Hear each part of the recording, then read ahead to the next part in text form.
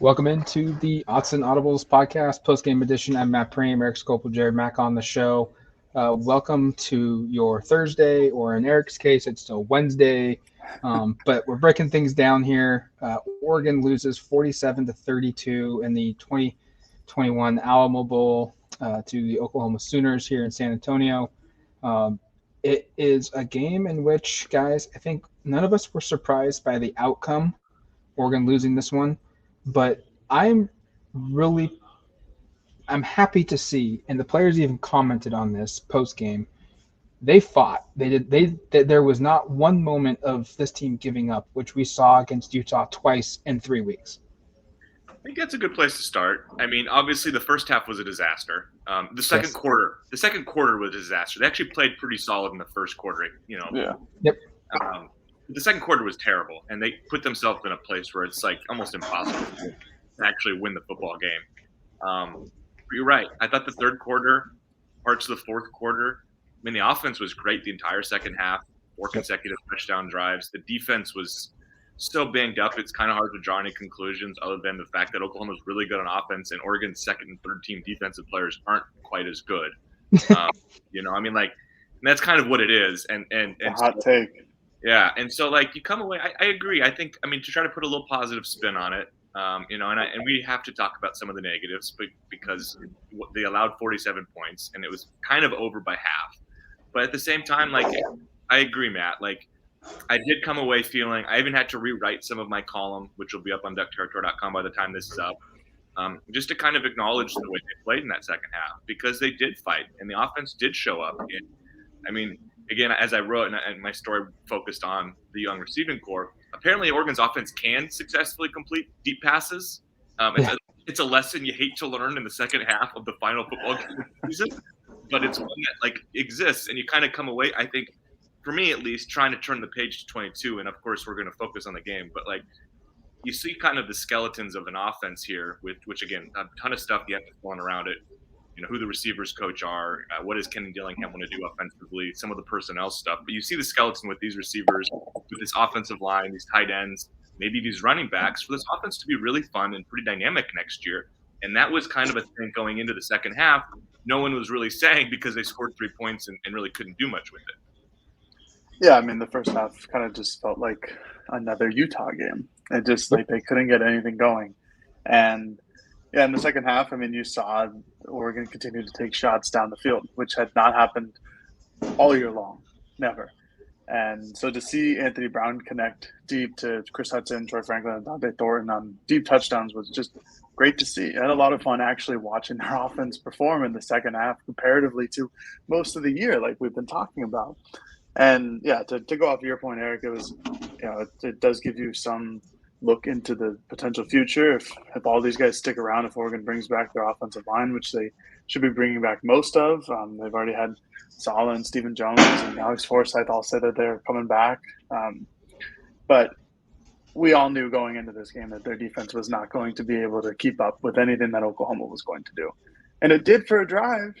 It did. The first drive of the game, you're kind of like, oh, this could get interesting, because Oregon's defensive line, like, actually caused penetration. They actually like made things difficult for Oklahoma to get going. And then Oklahoma remembered that they're pretty good themselves. And, Oregon was starting 2 offensive players on their defensive line in Jackson Powers Johnson and DJ Johnson. And that's just where Oregon was at. And when that is where your team is at and you're going against somebody like Oklahoma, that's just not a recipe for success. And like Matt opened this with, the outcome was not surprising to me. Again, just thrilled, I guess, kind of happy to see that they played as hard as they did. I mean, you had Chris Hudson and Seven McGee, who had like 2, for me, memorable plays where Chris Hudson was pushed out of bounds, gave it his all to come back in and try to make a diving catch, and was eventually, that was illegal, but happens. And then Anthony Brown was just throwing the ball away at one point during the first half, and Seven McGee comes out of nowhere, dives out of bounds and try to makes the catch. And he had no chance of actually getting in bounds or anything like that, but he was putting his effort out there, putting his body on the line to try to make a play for the Ducks. And those were the types of plays that you were looking to see, and that's what you saw. Eric, you put it perfectly. That they had one bad quarter. It was the second quarter when going in it was 6-3, and then Oklahoma rattled off 24 points in that second quarter, and ultimately, in going into the third quarter as well, they had 5 straight drives with touchdowns, and the sixth one was snapped by a field goal attempt. That chewed up 7 minutes of time in that one late in the third quarter, late in the third quarter, and look, you don't want to make excuses. No one at Oregon said that before the game. No one at Oregon said that after the game. Oregon gave up 560 yards of total offense. Oklahoma ran for 318. They had 242 on the ground. They converted 8 of their 14 third or fourth down situations. They had 11 and a half yards per carry, and yet it probably should have been a lot worse than what it was. And so I think if you're Oregon, you come out of this game, and it's a tough one to swallow because this was a team 4 games ago that was number 3 in the college football playoff, and the playoffs were there. And now you finish with 4 losses on the season. You're 10-4. You're probably going to drop. You're for sure probably going to drop out of the top 25. But like you said, guys, there's still a ton to build off of, and I think that's the positive. And that's probably the way you look at this game is the receivers are good. You know Cardwell is good. If Travis Dye comes back, you're loaded at running back. Your offensive line is back. Defensively, some guys have shown up. And now we just wait. We don't know the decisions of 3 guys, TJ Bass, Travis Dye, and Verone McKinley III. McKinley was again asked today, or post-game tonight, what his decision was, and he said he's going to decide here in a couple days, maybe a couple weeks. He said he is enrolled at Oregon, but for classes that start in January, but he did that a long time ago. So he tried to play it both ways that, hey, yeah, I am enrolled, but I did that a long time ago. So now it's a waiting game, I think. You wait to see what this team is like and for 2022. And I think you can look back and find some positives in 2021. And one of which I think is Anthony Brown going out in his last game of his Oregon career. And yeah, he didn't play perfect, but he had statistically one of his best games of the year. And we saw the glimpse of the freshman receivers. One other player we haven't talked a lot about who has a decision is also CJ Verdell. I'm curious to see what he'll do, but that's just an aside. You know, Anthony, much like the team, I think had 1.5 really bad quarters, and then I thought had a really strong second half. And I'm happy for him that he could finish his career like that, because I was sitting there midway through the second quarter after a couple of really bad throws that were low or that he just missed receivers and kind of going like, this kind of sucks for everybody involved that this is how this is going to go down. Is Oregon's going to completely turn in a stinker, and Brown's going to be crappy again, and the entire fan base is going to hate him, as they already have all season. And I mean, that part stinks. And no one on this podcast has said Anthony Brown is a great quarterback, but for me, it was enjoyable to watch him in the second half have some success and to connect on some deep shots. And shoot, you think about a couple of opportunities in the first half where I'm not trying to revise this game and say Oregon should have won, because no one can really do that with a straight face. But if he hits Troy Franklin, I think a turning point in the first half was the sequence where he has Troy Franklin for what would have been about a 50-yard touchdown. He misses. Troy doesn't really put a great effort, by the way, going for it. I don't want to totally blame him on that because the ball wasn't right on his hand. Weird. But it looked like he kind of could have just kind of turned a little to his left and maybe extended, at least giving himself a chance to get to it. They don't score there, and then Oklahoma, like 3 plays later, has a 55-yard touchdown pass from Caleb Williams to Marvin Mims, and I thought that was really a turning point early in that game. You think about an early first quarter drive where self-inflicted wounds, again, a false start, 1st and goal at the 4-yard line, 2 plays later, a sack, and suddenly it's a field goal rather than what looked like a surefire touchdown.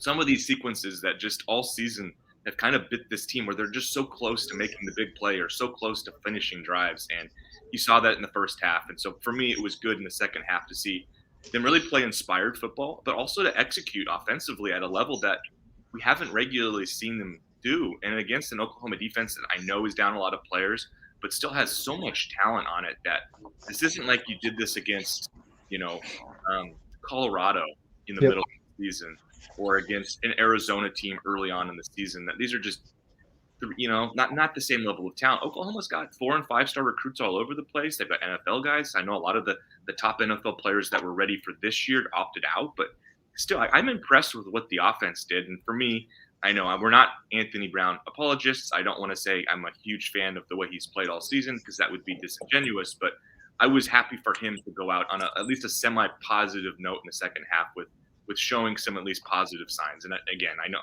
I'm not trying to say he had an incredible game because the first half can't be forgotten, but he did have a strong second half. And for him and all he's been through this year, tip of the cap.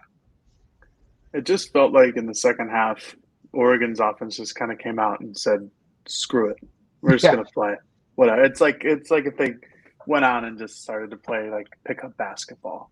Like they didn't go through all their progressions and things like that, but it worked. They had a really phenomenal second half, and basically at all the points that Erik was just talking about, like Anthony Brown performed really well in the second half.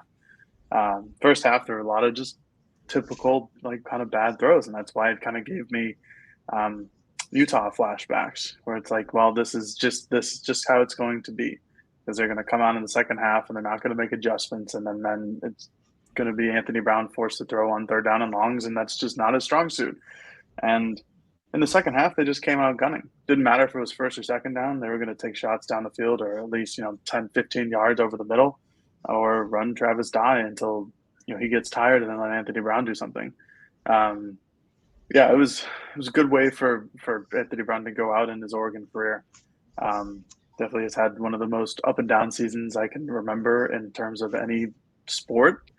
It's very strange, like the hero and the villain in back-to-back weeks type of deal.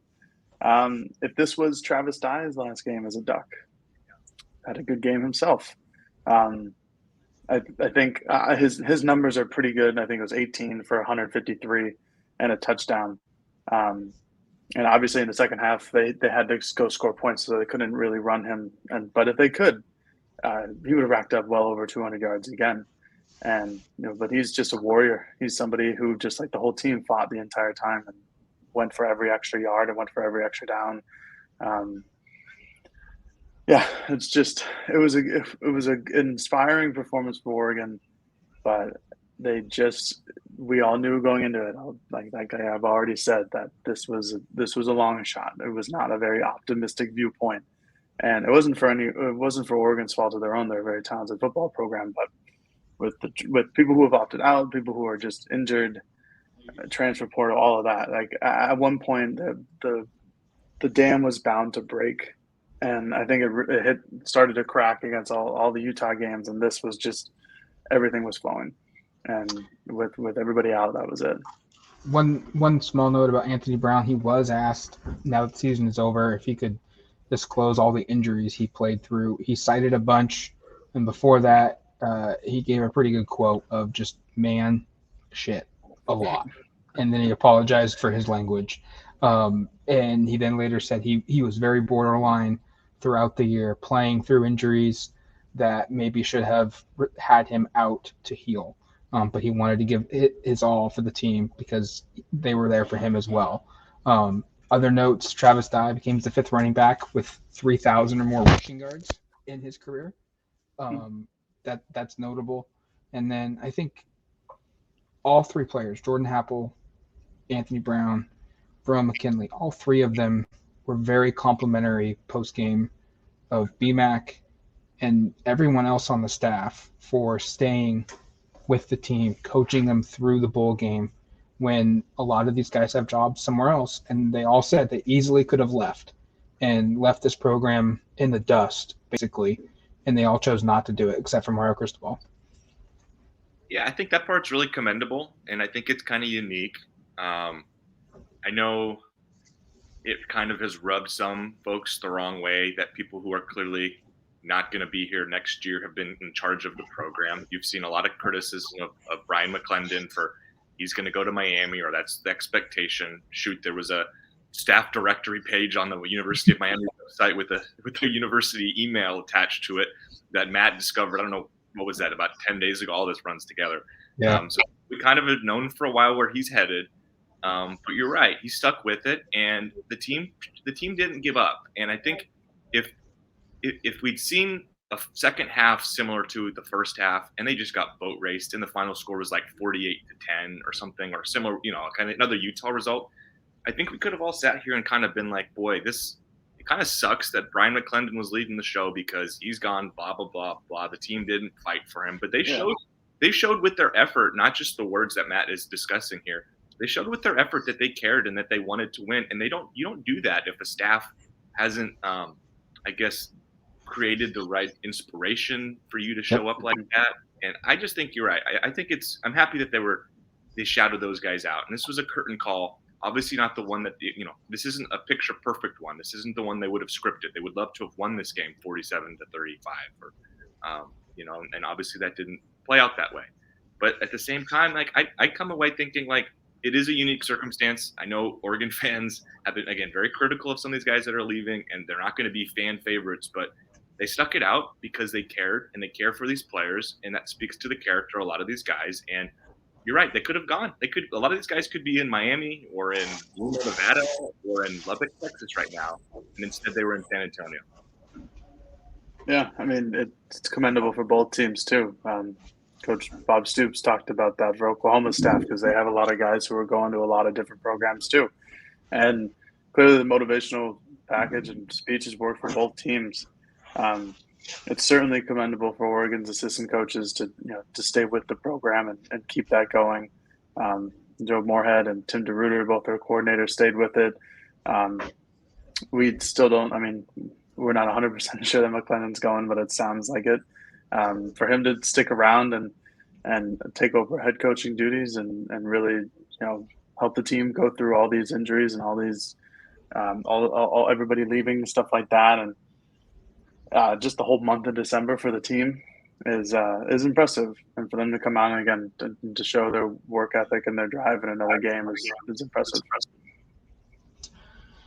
A couple quick notes before we wrap this up. Noah Sewell, Scoop, and Dante Manning. Damon David is Scoop, if you're unaware.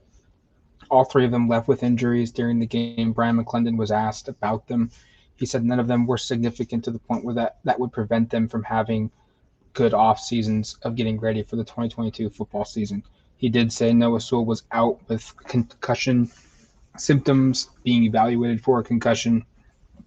That gives you insight into what his injury was. He did not play in that second half, had a towel around his head, and it was very evident from where I was. I never put it out there because I didn't want to speculate on concussions or not. You just never speculate on it. But it was very evident that he was dealing with something head-wise because he was trying to cover his vision from all the lights of the stadium, and that's typically associated with concussions.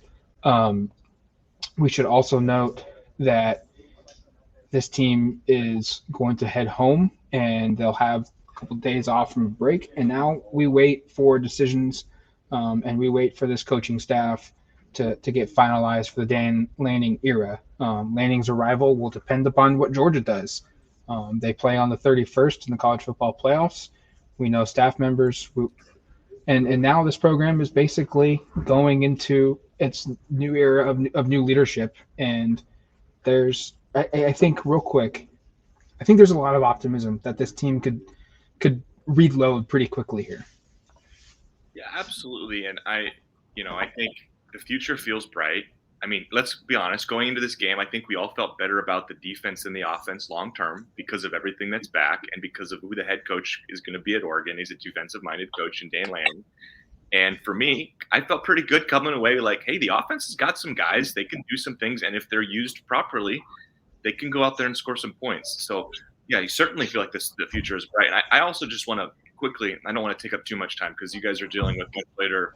It's like 2:00 for Jared and like 1:00 for Matt. But I just wanted to just to briefly say, like, what a weird season we just covered for Oregon football. I mean, just think of the highs and lows of this season, of starting with that win in Columbus. We were all there, how that shifted the narrative of the season, how exciting it was to be at the shoe for that game and to see Oregon play the way it did. And then think about that weird loss at Stanford, which still I will concede is one of the most bizarre football games I've ever covered. And, it's just, I mean, straight up, like some of the worst calls to end a game.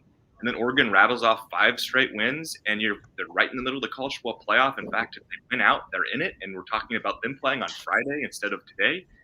And then the whole thing caves in. And it's probably in the history of Oregon football, the biggest, I don't want to say implosion, I don't know if that's the right way to put it, but just to go from the heights of where you were and what was on the table to then lose 3 of your final 4 games, all kind of in blowout fashion, all games basically over at halftime. Absolutely bizarre. Very, very strange. And we had seen the makings of kind of this kind of a possibility, because even when they were winning games in the middle of the season, we're all kind of like, they're winning, but is it impressive? And we're all kind of like trying to stay like, yeah, I guess they're a college football playoff team. Like, they're winning games. We have to talk about them like that. But we all kind of felt like something was off. And then here we are, and something was off, and the season ends in a bizarre fashion. I have to imagine this is the only 10-4 season in program history. And it's a weird one. It's a really weird one that, I'll take the next couple of days to reflect. I know we're going to all write a bunch of review columns, stories over the next week or so, but I don't think I've covered a team quite like this that had highs that they had and then the lows that they had all mixed in. And you kind of, even this game, I think encapsulates that, where it's the first half was so terrible, the second half was so good, and you almost kind of come away not knowing exactly what we should be saying on this podcast. Should we be criticizing the defense for giving up 8 straight scoring drives, or should we be really excited about an offense that finally figured it out, but figured it out too late that it didn't even matter? So I just feel like this game was perfect for encapsulating what was a bizarre year to cover. This was an interesting one for all of those reasons. And yeah, it was such a strange season to be a part of.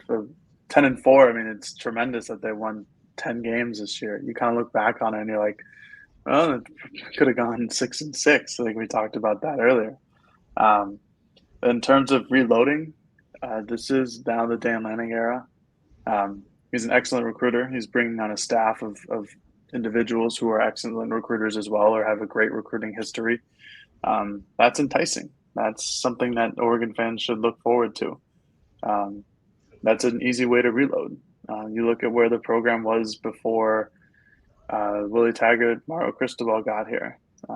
You look at the depth that this team has had. You look at how they were able to stack up tonight with their freshmen and their redshirt freshmen, or COVID freshmen, whatever I should say. And that's all because Oregon has been reloading the last few years with these recruiting classes. And Dan Lanning is bringing in humans and individuals who can also do this. And so that's something that's enticing and something to look forward to, and a way that this program could reload.